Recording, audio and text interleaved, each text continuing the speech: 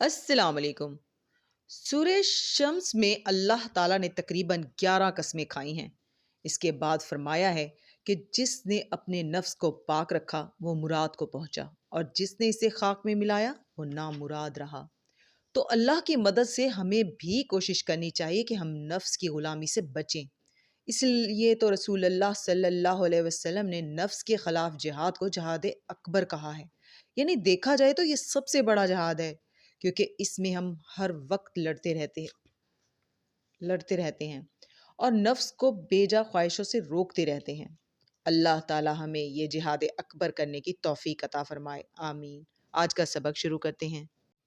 پناہ مانگتی ہوں اللہ کی شیطان مردود سے۔ شروع اللہ کا نام لے کر جو بڑا مہربان نہایت رحم والا ہے۔ اور کبھی نہیں ہو سکتا کہ کوئی پیغمبر خیانت کرے، اور خیانت کرنے والوں کو قیامت کے دن خیانت کی ہوئی چیز اللہ کے روبرو لا حاضر کرنی ہوگی۔ پھر ہر شخص کو اس کے اعمال کا پورا پورا بدلہ دیا جائے گا، اور ان کے ساتھ بے انصافی نہیں کی جائے گی۔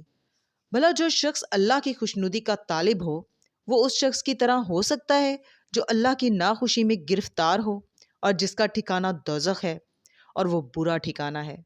سب لوگوں کے اللہ کے ہاں مختلف درجے ہیں، اور اللہ ان کے سب اعمال کو دیکھ رہا ہے۔ اللہ نے مومنوں پر یقیناً احسان کیا ہے کہ ان میں انہی میں سے ایک پیغمبر بھیجے جو ان کو اللہ کی آیتیں پڑھ پڑھ کر سناتے اور ان کو پاک کرتے اور انہیں کتاب و حکمت کی تعلیم دیتے ہیں، اور پہلے تو یہ لوگ کھلی گمراہی میں تھے۔ بھلا یہ کیا بات ہے کہ جب احد کے دن کفار کے ہاتھ سے تم پر مصیبت واقع ہوئی، حالانکہ جنگ بدر میں اس سے دگنی مصیبت تمہارے ہاتھ سے ان پر پڑ چکی ہے، تو تم کہنے لگے کہ یہ آفت ہم پر کہاں سے آ پڑی؟ کہہ دو کہ یہ تمہاری ہی شامت اعمال ہیں کہ تم نے پیغمبر کے حکم کے خلاف کیا۔ بے شک اللہ ہر چیز پر قادر ہے۔